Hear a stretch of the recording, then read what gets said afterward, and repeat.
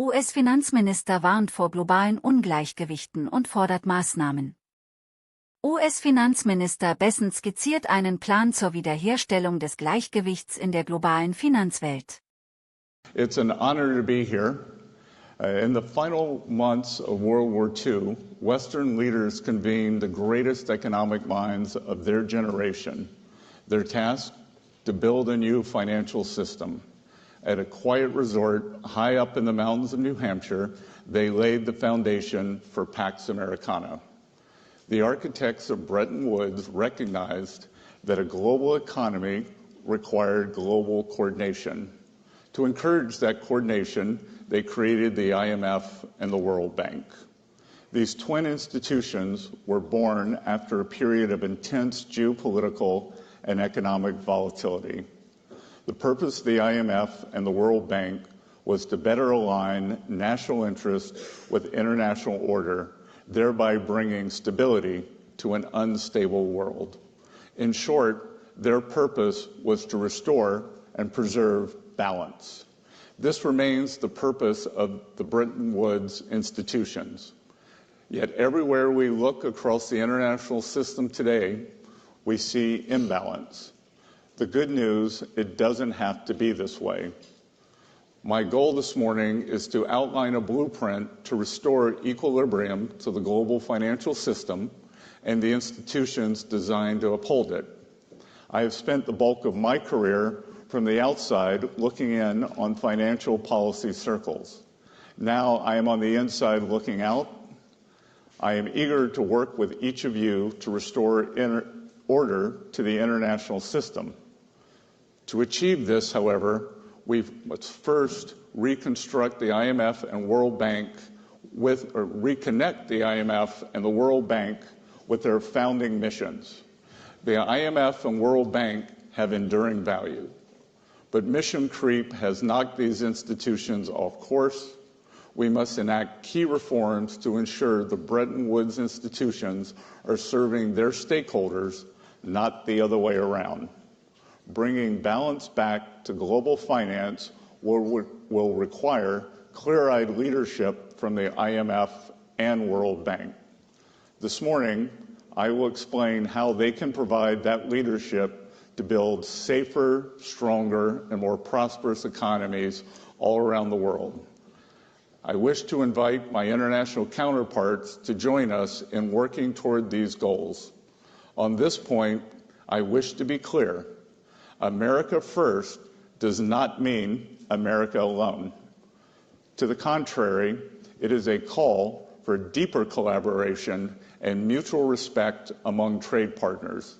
Far from stepping back, America first seeks to expand U.S. leadership in international institutions like the IMF and the World Bank. By embracing a stronger leadership role, America first seeks to restore fairness to the international economic system. Nowhere is the imbalance I mentioned earlier more obvious than in the world of trade. That's why the United States is taking action now to rebalance global commerce.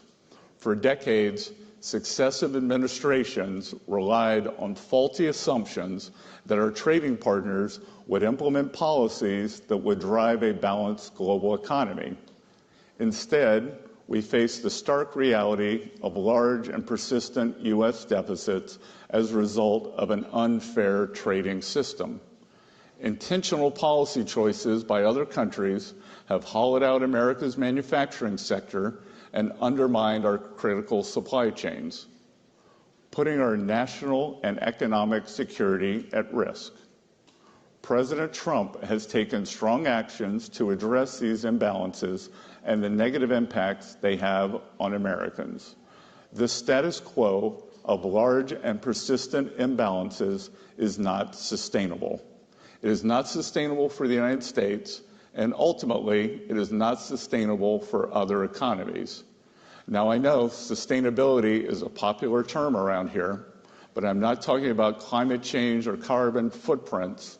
I'm talking about economic and financial stability, the kind of sustainability that raises standards of living and keeps markets afloat. International financial institutions must be singularly focused on upholding this kind of sustainability if they are to succeed in their missions. In response to President Trump's tariff announcements, more than 100 countries have approached us, wanting to help rebalance global trade. These countries have responded openly and positively to the President's actions to create a more balanced international system. We are engaged in meaningful discussions and look forward to talking with others. China, in particular, is in need of a rebalancing. Recent data shows the Chinese economy tilting even further away from consumption toward manufacturing. China's economic system, with growth driven by manufacturing exports, will continue to create even more serious imbalances with its trading partners if the status quo is allowed to continue. China's current economic model is built on exporting its way out of its economic troubles. It's an unsustainable model that is not only harming China, but the entire world. China needs to change. The country knows it needs to change. Everyone knows it needs to change, and we want to help it change because we need rebalancing too. China can start by moving its economy away from export overcapacity and towards supporting its own consumers and domestic demand. Such a shift would help with global rebalancing that the world desperately needs. Of course, trade is not the only factor in broader global economic imbalances. The persistent over-reliance on the United States for demand is resulting in an ever more unbalanced global economy. Some countries' policies encourage excess savings, which holds back private sector-led growth. Others keep wages artificially depressed, which also suppresses growth. These practices contribute to global dependence on U.S. demand to spur growth. They also lead to a global economy that is weaker and more vulnerable than it should be. In Europe, former ECB President Mario Draghi has identified several sources of stagnation, and he has outlined several recommendations to get the European economy back on the right track. European countries would do well to take his recommendations to heart. Europe has already taken some long overdue initial steps that I applaud. These steps create a new source of global demand and also involve Europe stepping up on the security front. I believe global economic relationships should come to reflect security partnerships. Security partners are more likely to have compatible economies structured for mutually beneficial trade. If the United States continues offering security guarantees and open markets, then our allies must step up with stronger commitments to shared defense. The initial actions from Europe on increased fiscal and defense spending are proof that the Trump administration's policies are indeed working. The Trump administration and the U.S. Treasury are committed to maintaining and expanding U.S. economic leadership in the world. This is especially true at the international financial institutions.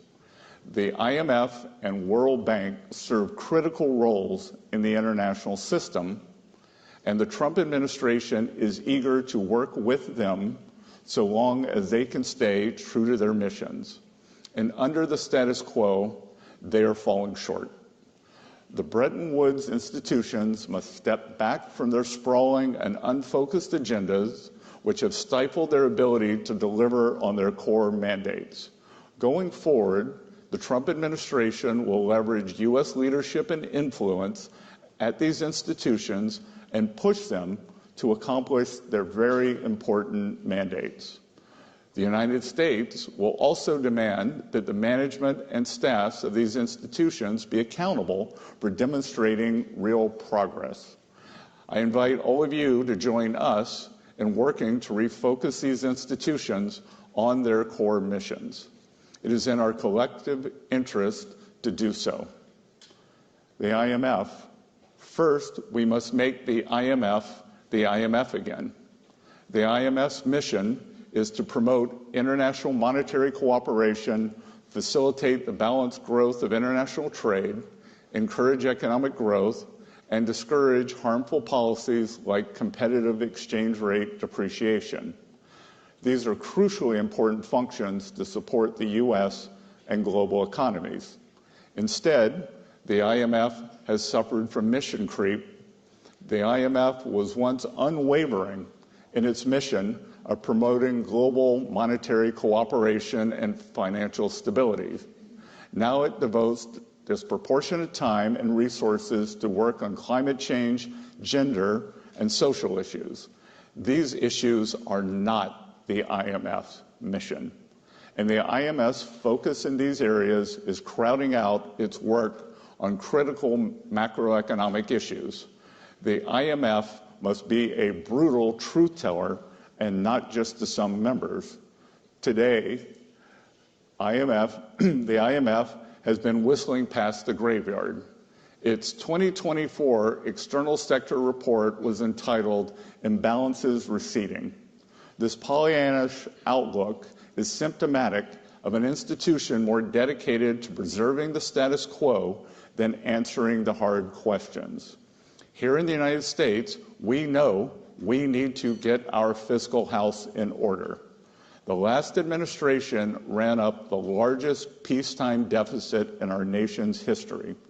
The current administration is committed to fixing this. We are open to critique, but we will not abide the IMF failing to critique the countries that most need it, principally surplus countries. In line with its core mandate, the IMF needs to call out countries like China that have pursued globally distorted policies and opaque currency practices for many decades. I also expect the IMF to call out unsustainable lending practices by certain creditor countries. The IMF should push more proactively official bilateral lenders to come to the table early to work with borrower countries to minimize periods of debt distress. The IMF must refocus its lending on addressing balance of payment problems, and its lending should be temporary. When done responsibly, IMF lending is at the very core of its contribution to the global economy. When markets fail, the IMF steps in and makes resources available. In exchange, countries implement economic reforms to resolve their balance of payments issues and support economic growth. The reforms undertaken during these programs are some of the IMF's most important contributions to a strong, sustainable, and balanced global economy. Argentina is a fitting example. I was in Argentina earlier this month to demonstrate the United States support for the IMF efforts to help the country reset financially. Argentina deserves the IMF support because the country is making real progress toward meeting financial benchmarks, but not every country is so deserving.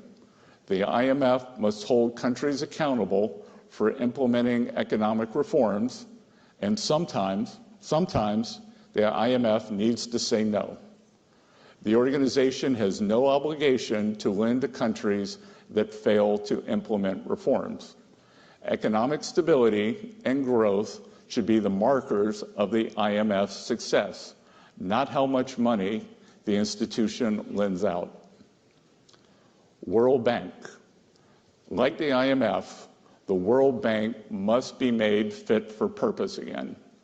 The World Bank Group helps developing countries grow their economies, reduce poverty, increase private investment support, private sector job creation, and reduce dependence on foreign aid. It offers transparent and affordable long-term financing for countries to invest in their own development priorities. The bank, along with the fund, provides extensive technical support to promote debt sustainability among low-income countries. which empowers those countries to stand up to coercive and opaque lending terms from other creditors. These core functions of the World Bank complement the Trump administration's efforts to foster safer, stronger, and more prosperous economies in the United States and the world. But the bank, like the IMF, has strayed in certain respects from its initial mission. The bank should no longer expect blank checks for vapid, buzzword-centric marketing accompanied by half-hearted commitments to reform. As the bank returns to its core mission, it must use its resources as efficiently and effectively as possible, and it must do so in ways that demonstrate tangible values for all member countries. The bank can use its resources more efficiently now by focusing on increasing energy access. Business leaders the world over identify unreliable power supply as one of the primary impediments to investment.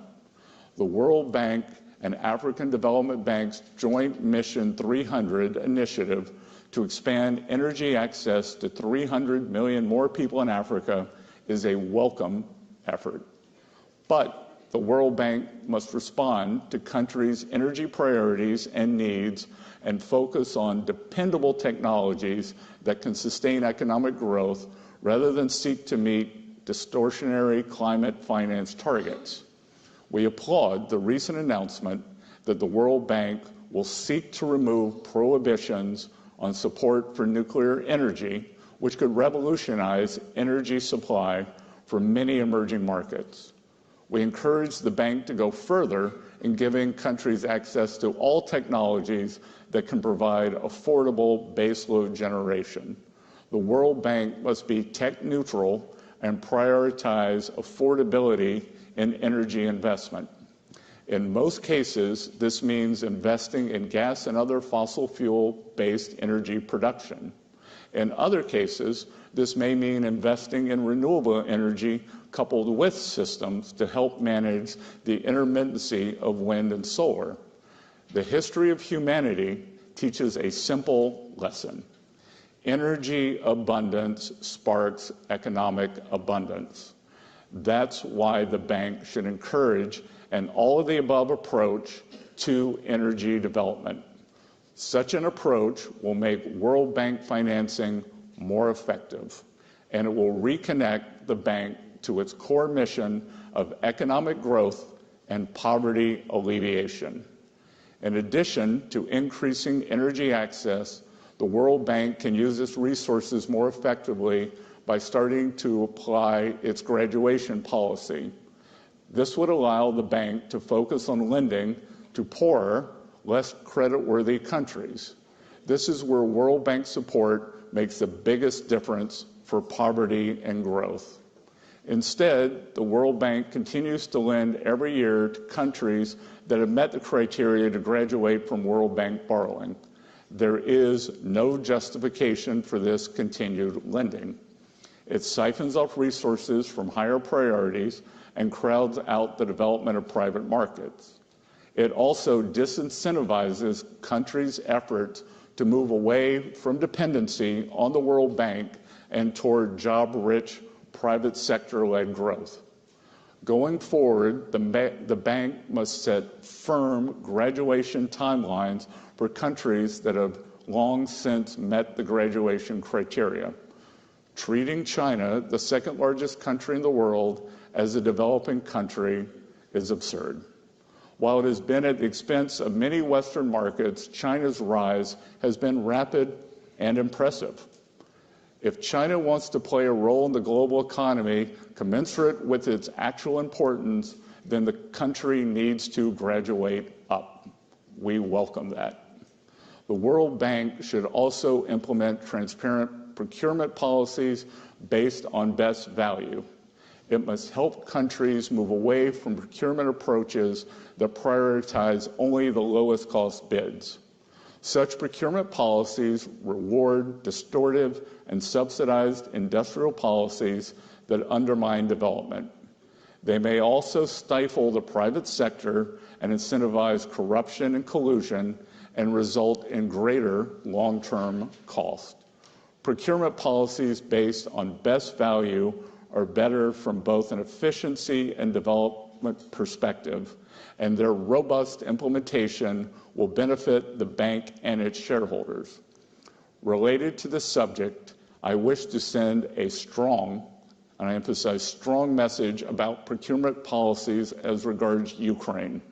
No one who financed or supplied the Russian war machine will be eligible for funds earmarked for Ukraine's reconstruction. No one. To conclude, I invite our allies to work with us as we rebalance the international financial system, refocus the IMF and World Bank on their founding charters. America First means we are doubling down on our engagement with the international economic system, including at the IMF and the World Bank. A more sustainable economic system will be one that better serves the interests of the United States and all the other participants in the system. We look forward to working with all of you in this endeavor. Thank you.